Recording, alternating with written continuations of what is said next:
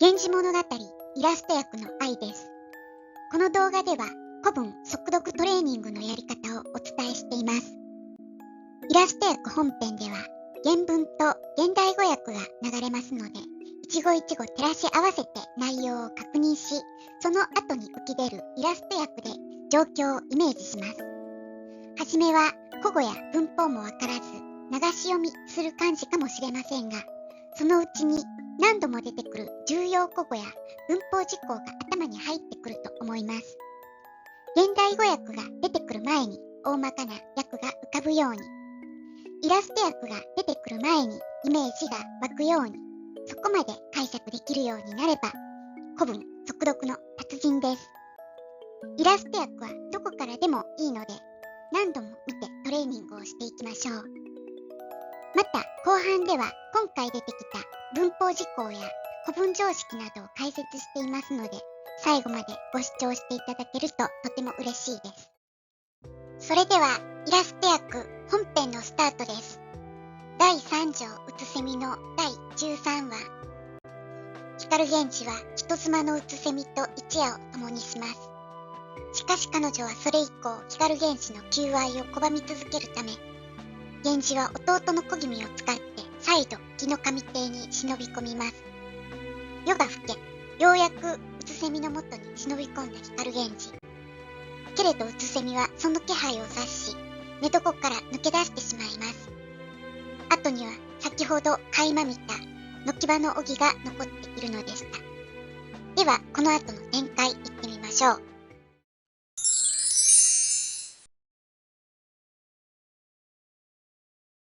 ようよう目覚めて。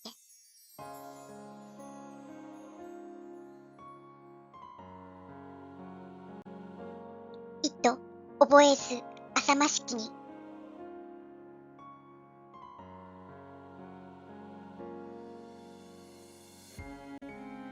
呆れたる景色にて。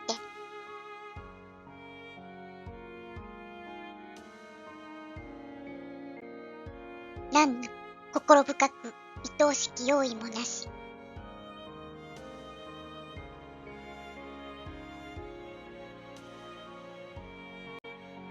世の中をまだ思い知らぬほどよりは、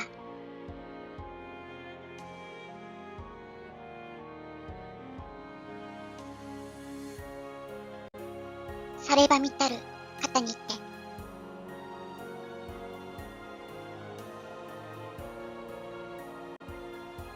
あえかにも思い惑わず。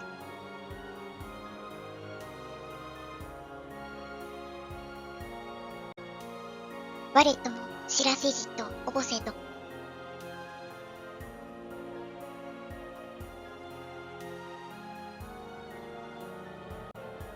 いかにしてかかることぞと後に思い巡らさんも。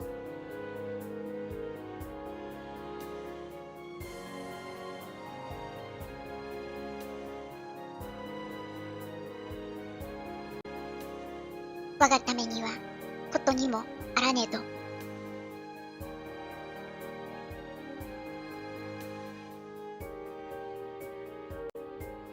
あの辛き人のあながちになお包むも。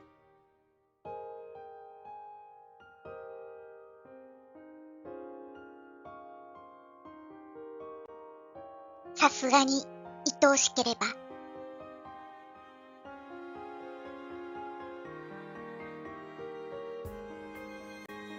たびたびの御方たがえにことつけたまいし様を。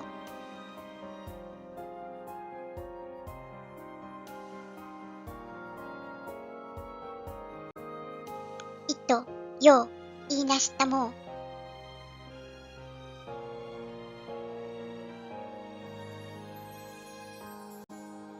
たどらん人は心得つべけれど。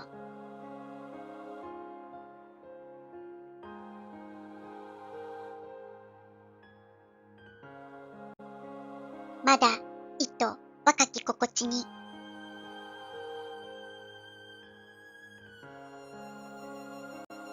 さこそ差しすぎたるようなれど。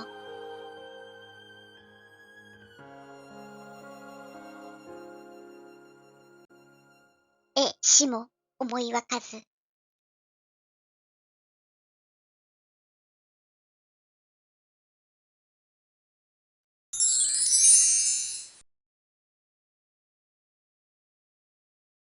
お楽しみいただけましたか？単語や文法は頭に入りましたでしょうか？今回の重要古語はこちらです。また、文法事項はこちらです。今回は、陳述の副詞についてお話をしましょう。例えば、ラストの一文を見てみましょう。ちょっと長いですが、重要古語や文法事項を中心に解釈してみてください。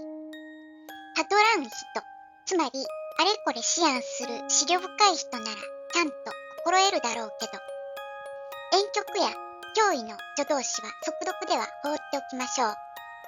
要するに、うつせみのような思慮深い女性なら、こういう時の事情を察することができるだろう。けれど、と、この若き女との対比がされていきます。もちろん若き心地の人とは、今回、光源氏が予売をかけた野木場の荻のことでしょう。この若い女性は、それこそ、察しすぎたような心地だけれど、察しは窃盗語なので、野木場の荻が出過ぎているってことですね。出過ぎたってどういうことでしょうか？ここでイメージが湧きにくいようなら保留にしておいて、逆説の後を確認しましょう。しも、思いわかず。このしもは脅威の助詞。思いわくというのは、思いを分ける。つまり、判断とか識別するという意味です。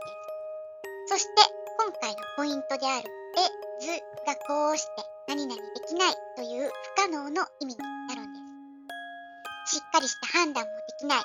そんな野木場の様子が見えてきましたか？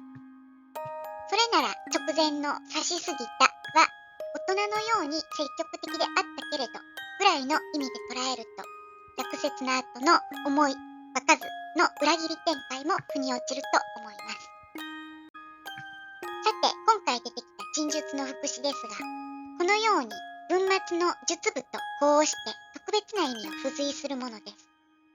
現代でも決して絶対になどとくれば結びは何々ないになるのが決まっていますよね。このような特定の述部とこうする働きをする副詞を陳述の副詞と言います。陳述の副詞には例えば次のようなものがあります。他にもまだまだありますので、源氏物語の中で出てきたものから押さえていきましょう。さあ今回も第3条うつせみからのイラスト役でした。第1条起立簿からここまでの再生リストについては説明欄のリンクに貼っておきました。よかったら日々の受験勉強のサポートにお使いください。最後までご覧いただきありがとうございました。何かお気づきのことがあればコメントいただ